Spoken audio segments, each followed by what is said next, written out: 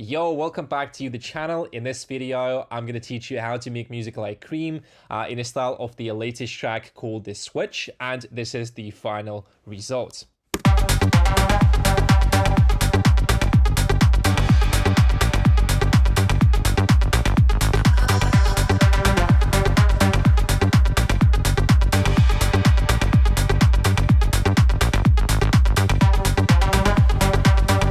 For those of you who are new to the channel, my name is Vlad and I create superstar music producers. If you're interested in taking your music production skills to the next level, whether it's sound design, mixing, arrangement, composition, or maybe you want to be able to remake music like I do at this level, then click the link below in the comments. Feel free to send me a message on Instagram, and there's also a link you can book a call, let's chat, and I would be happy to help you with your music. And without further talking, let's get started with the videos. And before I dive into the sound design, I want to show you the original one. Like, I got it pretty close. It's not like 100% identical, but it's very close. And then based on what I'm going to teach you today, you can make sounds for your own music. So let's check out the original one.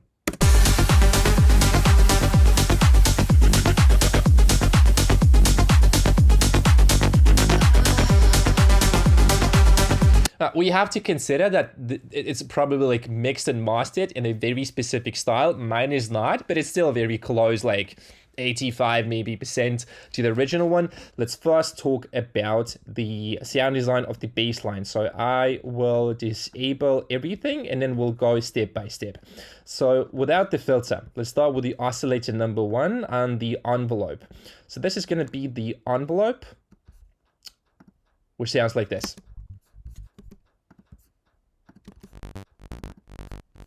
Just a very basic sawtooth waveform, random to 0. That's the first envelope. Then we have the second one, which is basic MG. And I played a little bit with the phasing here. So the phase starts from 337. And there's a bit of unison here. It is not featured in the original track, but I decided that I wanted to do it just, my taste on it. That's the basic patch. Then the next step is going to be the filter. And we're going to use the second envelope, which is looking like this. By the way, you can get all the presets on the project. So just in case something is not clear, you can always check it out at your own pace. So I'm using a bit of drive and fat here, a bit of resonance. And that's sort of the basic sound for the bass. I do have a sub as well, which is adding a little bit of that low end to the track. Excuse me, not to the track, but to the bass. We have a bit of EQing. So this is the shelf filter, boost about 151, about 5.7 dB, and another boost at 253 at about 6 dB. So it gives the bass line this nice power in the low end. The next step is going to be distortion. And what I did, I assigned velocity to the drive here, and I also assigned the velocity to the cutoff. In Ableton, since we can do a bit of, like, you can see variation or deviation, not sure how this is called properly. Because we can do this every time the bass line is playing, it's going to sound a little bit different. And this creates a bit of like live element, gives a bit of live element to our bass line. Plus, I'm also using the noise to control the cutoff, which is pretty nice. So that's pretty much it, right? Soft clip here, you can also try tube. Not a big difference. A bit of compression here. Fast release, fast attack. Just to balance the bass line, smooth the dynamics. And then the last step is a bit of hyper dimension. It's very subtle. As you can see, you can copy the settings. But that's pretty much it, okay? Let's talk about the processing on the kick itself. So the first step is going to be a bit of saturation, multi-band saturation on the bass line to give it a bit of that extra crunch. Pretty nice. And then I wanted to get, like, if you listen to the original, it's very short, it's very punchy, the bass line. So once again.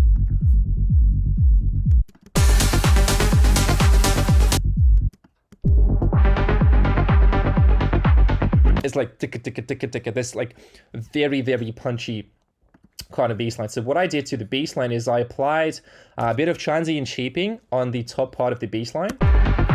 So if we listen to the bassline, we can check with and without. So this is without.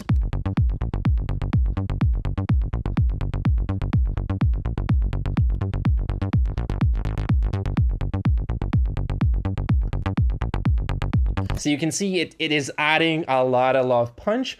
And then the last step is going to be the limiter on the bassline, just to make sure the bassline is tight and it sits well in the mix. You can do -3 to not kill the dynamics too much. Right, let's talk a little bit about the kick. The processing is very, very simple. So if you take a look at the processing, this is the original one. A bit of EQ here, yeah, utility to make it mono. Parallel compression, so this is very heavy compression, you can see. And I'm applying just a bit. So this is fast attack, auto release, 10:1 ratio, 30% mix, and then a bit of multi-band compression, again, fast release, fast attack, just to make sure that the sub part of the kick is sitting well. So that's it, right? Now let's talk a little bit about the group processing. So the group processing is very simple. I'm cutting the side information like this. It's basically like nothing in in that section. So there's actually a little bit of that. So I just want to make sure that this part is mono, because otherwise it will make the mix sound muddy. The next step is going to be a little bit of saturation. This is multi-band saturation. I have 3 bands. You can see how much power it is giving to the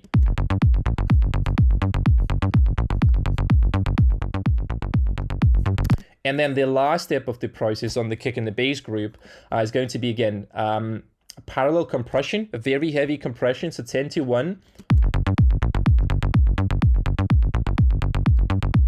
To make sure, again, it's really tight. I wanted to get the same character as in the original track. So that's pretty much it. Okay, so now let's talk about the lead sound design. Again, this is just for myself, so I can put some timestamps. Nothing about the presentation today, unfortunately.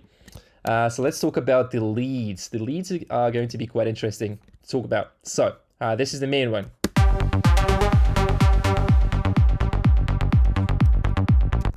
Let's talk about that. So again, it is not 100% original, like as in the original track, but it's about like 85% close. So once you understand the logic, then you can pretty much make the sound that you want. Because like I don't like copying sounds. I like taking inspiration from the sound and then making something for myself. So if you want to take a look at the notes, these are the notes from the original track, exactly the same, by the way. The velocity. That's it. Okay, so let's go step by step. So first of all, it is going to be very basic sawtooth. This is the envelope 1, the volume envelope, which looks like this. Envelope 2, which is controlling the filter, so which is giving it a little bit of that punch. And then one interesting thing that I wanted to do to the sound is I took the LFO and I assigned it to the pitch of the sound. So you can see it's floating. It goes like this, the pitch of this sound. That's pretty much it for the first one. The next step is going to be the noise. Just to give it a bit of attack and character. I like noisy kind of leads. The second oscillator is also a saw, but a bit different one. So because of the floating pitch, it almost sounds like it's an analog synth. Those two sound like this together. Very nice, very detuned, like good character. Sounds like this. And then let's talk about the FX section. So As for the effects, the first thing is EQ. I boosted a little bit of 871. Actually, I would say you can boost anywhere from like 600, about 4 dB here. A bit of distortion. Envelope 2 is controlling the amount of distortion. The next step is hyperdimension.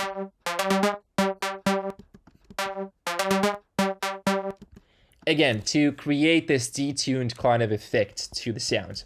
Again, you can copy the settings. I don't think it's very interesting to talk about the settings here. You can see everything on your screen. The next step is going to be the chorus. And again, the chorus is giving a little bit of that analog vibe to the sound. So about 50%. Again, feel free to copy the settings. The next one is the filter. So with the filter, I had to play a lot with. So this is multi-filter LPH. So a little bit of resonance. So you can hear it is shaping the sound a bit here. So that's pretty cool, right? Compression to make it smoother, to make sure that like we don't have spikes in our dynamics here. Just a bit, so we can do a bit more. And then let's say 75% like this. Reverb.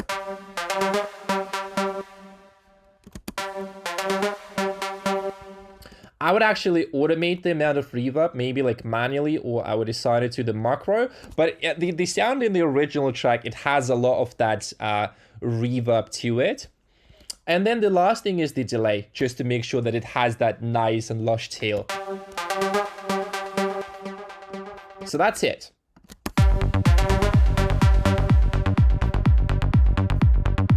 Then the next section,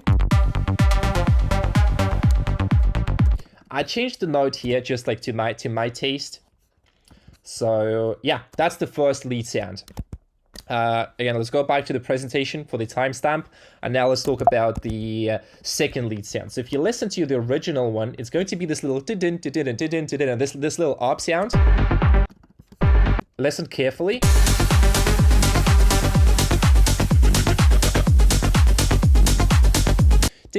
So this one.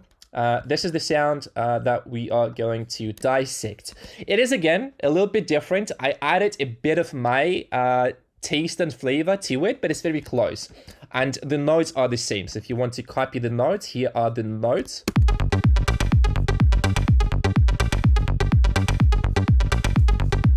So let's talk about this sound. Again, I'm going to disable. You can see I'm using quite a lot of effects here. So this is the original one. It's very, you can see it's very, very short. And again, it's a basic sawtooth. Then the second one is a little bit detuned sawtooth.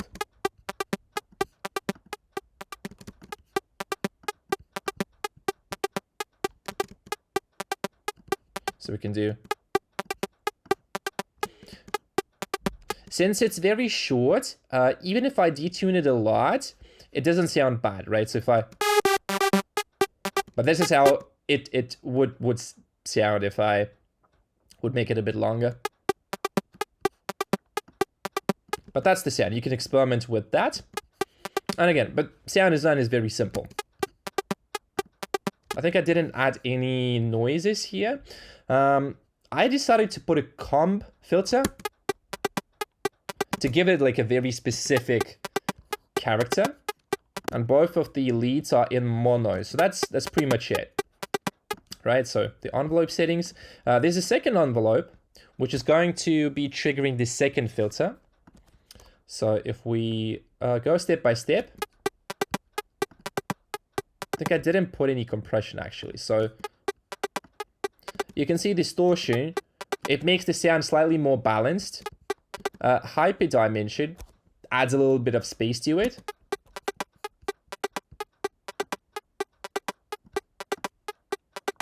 I will reduce the amount of hyper dimension. EQ, a little boost here on the highs just to make sure that you can hear the thing in the drop, because like it was getting a bit lost in the whole mix. Another filter. So this filter is just making sure that it's smooth. And then you can sort of control the amount of brightness that you want for this sound.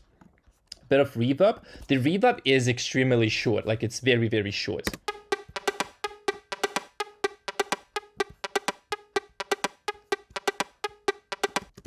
Just again, to give it a bit of space, and then we can play a bit with the... and a delay. But delay is a very interesting one here. So if you listen to it...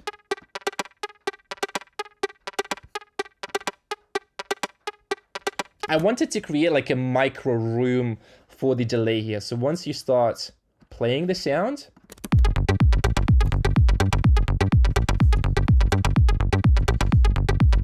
that's pretty much it.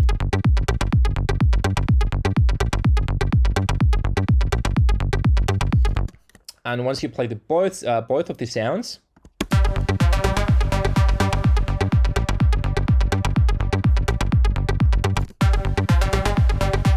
and then we can close the filter.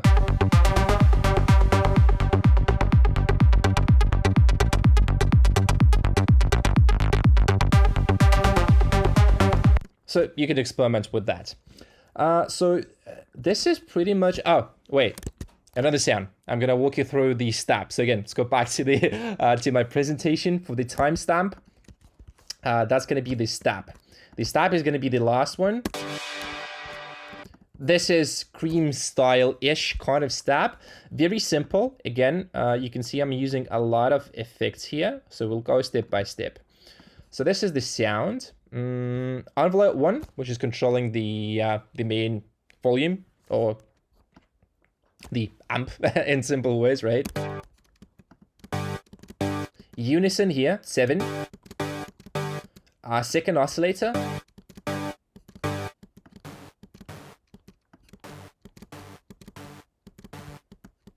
Would reduce a bit of that. Envelope 2, which is controlling the filter. This is how it sounds. That's it. Then an EQ to roll off the low frequencies. Like this. Bit of distortion. A bit of compression here. We could reduce the... to, again, make it flatter. Hyperdimension to give it space. Chorus, again, to give it space. Not as much feedback, though. Like this. Reverb. And a delay. So that's it. That's pretty much it for the last sound. Okay, and the final thing before we discuss the processing is going to be the drums. So the drums are very, very simple in this track, actually. So if you listen from the beginning, it's basically like this.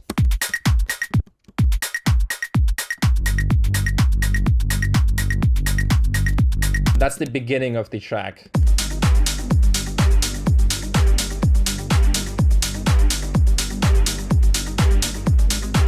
I didn't remake all the sounds though, just the most important ones, the most interesting ones. We do have a respace, but this is like a respace that everyone knows how to do, just like very simple. I don't think it's very interesting to talk about that. But if we talk about the...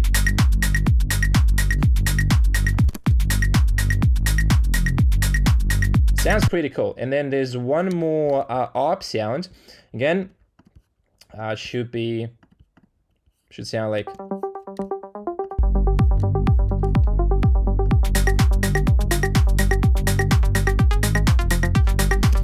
It's not the same as the in the original one, but it's like, again, 80% close. This is one of the presets that I just took from like a preset pack. Again, you'll get it, so I don't think it will make a lot of sense to talk about this one. So, you know, quite often you can find similar presets, which if you tweak them a little bit, so it sounds good in the context of your tracks, that's really all you need.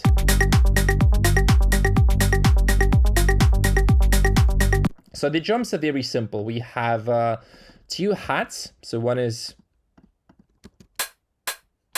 the second one. A little bit of EQing. We'll talk about that soon. All together. With the EQ. Maybe like more like this. Collapse, again, a couple of layers for the collapse. Layer 1, layer 2, layer 3, all together.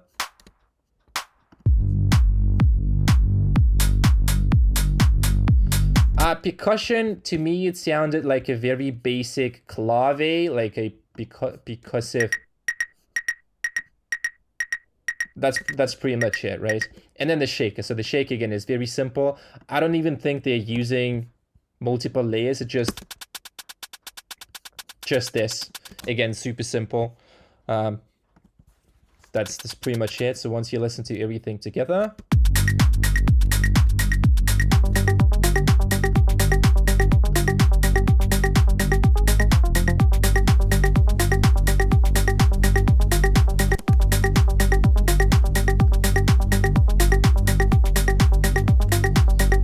That's pretty much it. So let's talk a bit about the drums processing, and it's going to be saturation, a bit of transient shaping, limiting, compression, and stuff. So the first thing is going to be a bit of saturation. Those are the drums, like original drums. And like kind of weak. I don't like it that much. So with saturation, with multi-band saturation, we are adding a bit of grit and character.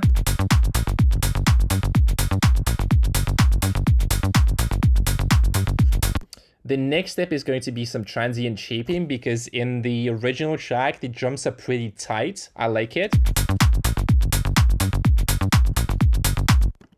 After that, because we're going to boost the loudness, the peaks are going to be, you can see like it's,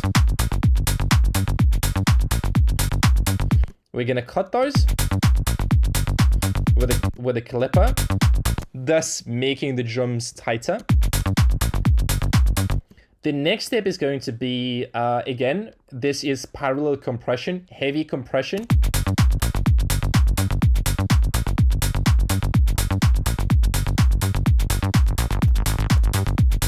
And then sidechain from the kick.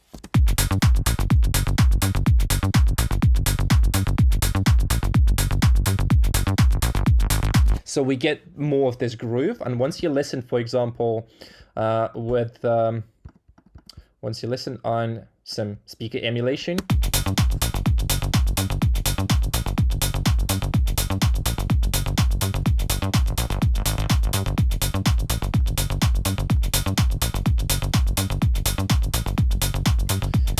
you can see how much groove we are getting with those two compressors.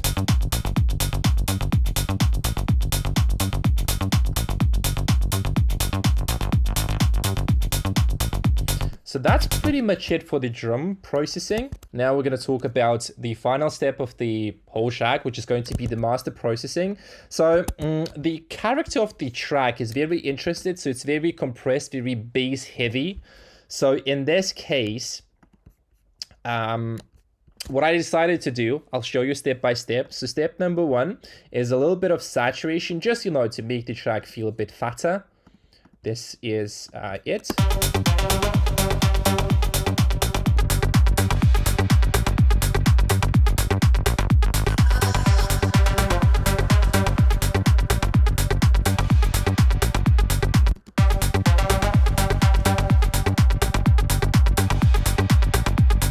And then I would say we could do about like 50%.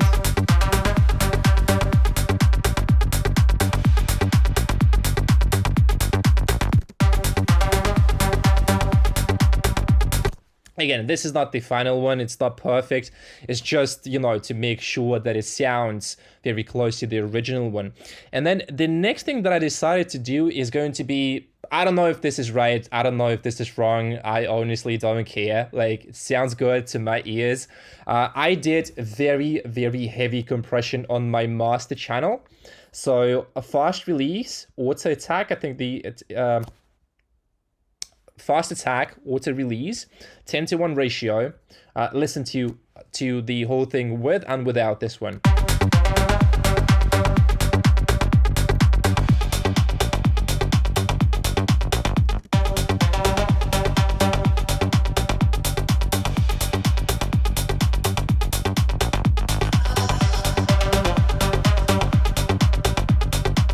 And then we can find a preamp.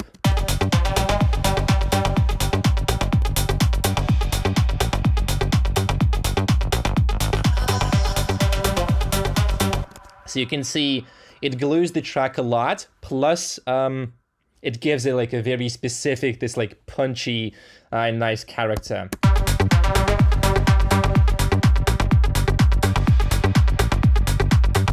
And we can listen to this whole thing in the club. Actually gonna sound pretty good.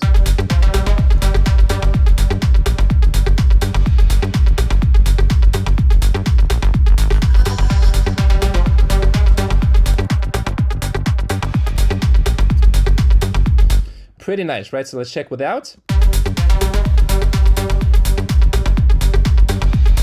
It's a little bit too much bass, but at this point, we're not trying to mix. That's it, guys. So that's it for this tutorial. Again, it's quite long, like 20 something minutes. Like I tried to make shorter videos, but I don't know. Like I'm just not like a very big fan of sacrificing the quality of the content. To me, like 20-ish minutes, that's like that's good. It's pretty short, right? It's pretty short, to the point. So that was it, guys, for this video. I hope that you learned something interesting. Again, you can get the project, everything for free. Also, if you want to support the channel, you can sign up to for my Patreon. And yeah, that's gonna be it, guys, for this video. Thank you very much for watching, and I'll see you guys in the next tutorial.